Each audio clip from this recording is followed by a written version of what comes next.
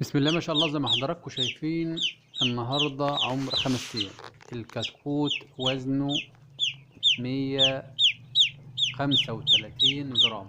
135 جرام وزن مثالي، عمر 5 ايام. دلوقتي حطينا 5 كتاكيت ووزناهم عشان ناخد متوسط الوزن. عاملين 685 جرام الوزن الكلي ل5 كتاكيت.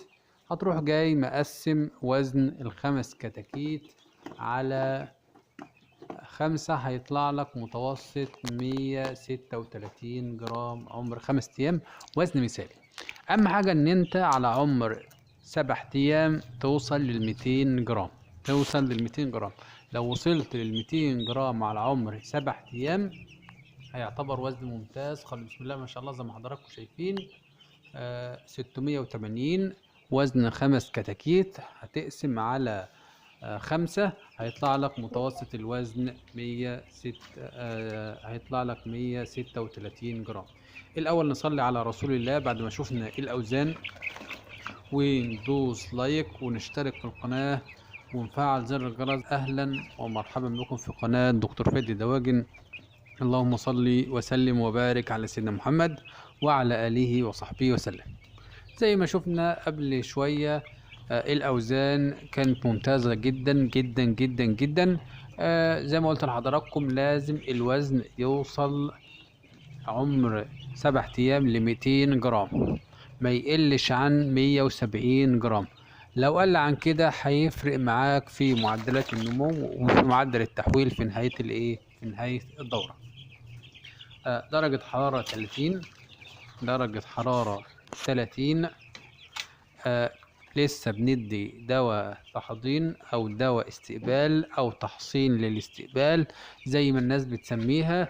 بندي بانفلور في المية بمعدل سنتي على لتر ماء. بسم الله ما شاء الله، زي ما حضراتكم شايفين بنمسك كتكوت بنشوف الكتكوت هل رجليه مندية يعني تخينة ولا مش تخينة، في اي سلالة على فتحة المجمع، مستوى التريش بتاع الكتكوت، الجناح بتاعه هل في تريش عالي ولا نسبة تريش بسيطة. كل العوامل دي بتحكم معاك على نجاح الدورة. بمعنى لو رجل الفرخ طرية ومندية تعرف ان الفرخ بيشرب بياكل. فرق رجليه ناشفة معصعصة باين فيها الوريد في القدم، معنى كده ان الفرخ ده ما بياكلش. فرخ ما بيشربش، معدل التحويل بتاعه مش كويس، يعني فرخ ان انت تاكله او تصرف عليه في الوقت ده يعتبر حرام في ظل غلو العليقه اللي احنا بنمر بيه دلوقتي. عشان كده لو الفرخ مش تمام اتخلص منه، لانه هياكل منك عليقه اكتر من ثمنه، اكتر من ثمنه. عشان كده بنقول المصدر الجيد للكتكوت يعتبر رقم 1. يجي بعده رقم 2 هو طريقة التحضين الجيدة. ممكن تكون جايب كتكوت نص نص او كتكوت مش كويس، بس تحضنه تحضين كويس يفرق معاك في عملية التحويل. وممكن تكون جايب كتكوت 100 سوبر، بس انت ما تعرفش تحضنه كويس، ما يديكش الاوزان ويبوظ منك. بمعنى تظبيط درجة الحرارة المناسبة لعمر الكتكوت والمناسبة للمكان اللي عندك. درجة حرارة الفرشة تكون مناسبة للكتكوت. الناس اللي بتربي في البطاريات زي حالتنا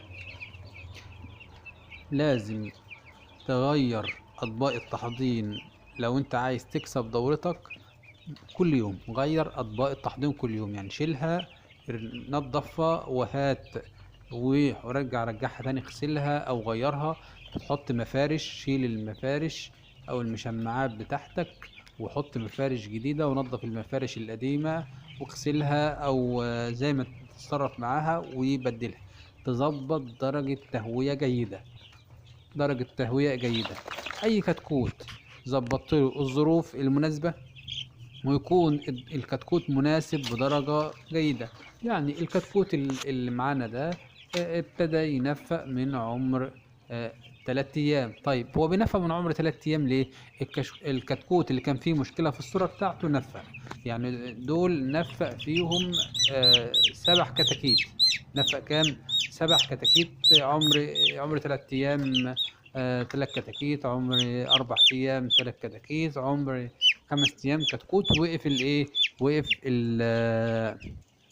عملية التنفيذ، رغم ان احنا كنا نازلين بام فلور. نزلنا بيه 3 ايام، وبكرة هيعتبر اليوم الرابع بتاعه، لان انا اديته دواء استقبال يومين 2. والبام فلور معروف ان هو كويس لعملية التئام السرعة، لكن الفرخ بقى حلو وكويس وبيموت ومش مشكلة. انا عن نفسي ما الفرخ بيموت وهو صغير نتيجة لعيب في السرة او في مشاكل فيه ويموت، احسن ما يموت عمره 15 يوم بعد ما ياكل كان نص كيلو علف. احسن ما يموت وهو ما ينفق وهو عمر 20 يوم. اما ينفق وهو صغير بالمشاكل بتاعته ويريحك منه، ويا دوب انت تكون شلت سعر الكتكوت وخلاص، دي حاجه سهله. لكن لما تشيل سعر الكتكوت وتشيل معاه علف وتدفئه وحاجات من دي، مشكله. تمام. طيب يبقى دواء تحضير مناسب، تغيير المفارش باستمرار كل يوم، لان في ناس بتكسل وتسيبها باليومين 3 بيعمل ريحة في المكان، لان بيكون عملية الزرع مركزة، واحنا بنربي عدد كبير في اقل مساحة. طيب بعد ما ظبط ده كله، التوسعة يا جماعة لازم توسع للكتكوت باستمرار، كل يوم على الاقل نص متر، او تبع ما انت شغال. ان شاء الله الكتكوت بتاعنا ده بكره هنوسع له متر في متر، يعني الدور الارضي عندي اللي بيشيل 150 كتكوت تسمين. الدور الارضي بيشيل 150 كتكوت تسمين، هفتحه بكره كله بحيث الكتاكيت كلها تبقى موجوده في الدور الارضي، والدور الفوقاني ببتدي اوسع فيه من عمر 15 يوم. طيب ايه فائدة التوسعة؟ اول حاجة الكتاكيت بتحتاج براح عشان تزيد وتعرف تاكل وتعرف تمارس حياتها الطبيعية، لكن اما بتقللهم بيقل ايه؟ التجانس. عندك يظهر عندك فروق في الكتاكيت. ادي حاجة. نسبة تركيز الزرع على الشبك بيزيد، لان عندي اكتر من كتكوت بيعمل زرع في نفس الوقت في نفس المكان، بص تلاقي الشبك يعشش. لكن لما بتوسع له بيكون الزرع اللي متوزع في كل الاماكن، في اماكن فاضيه في براح، يقوم تلاقي الشبك عندك دايما نضيف وكله ساقط فين؟ ساقط تحت على الايه؟ على المفرش. التعليمات دي تعليمات مهمه جدا جدا. درجة الحرارة يا جماعة بتفرق برضه عن درجة الحرارة بالليل. احنا ممكن دلوقتي درجة الحرارة بالنهار تبقى ظابط على 30، تلاقي عندك لوحة التحكم طافية. ليه؟ لأن الجو يعتبر صح والشمس بتطلع ودرجة الحرارة مناسبة، لكن بالليل مجرد غروب الشمس بتبتدي الحرارة لازم تشتغل، وبتشتغل ممكن تستناها ممكن تشتغل بالساعة ساعتين وتفصل ربع ساعة حسب حرارة الجو. ما تحاولش ان انت توفر في التدفئة. توفير في التدفئة هيعمل معاك مشاكل ايه؟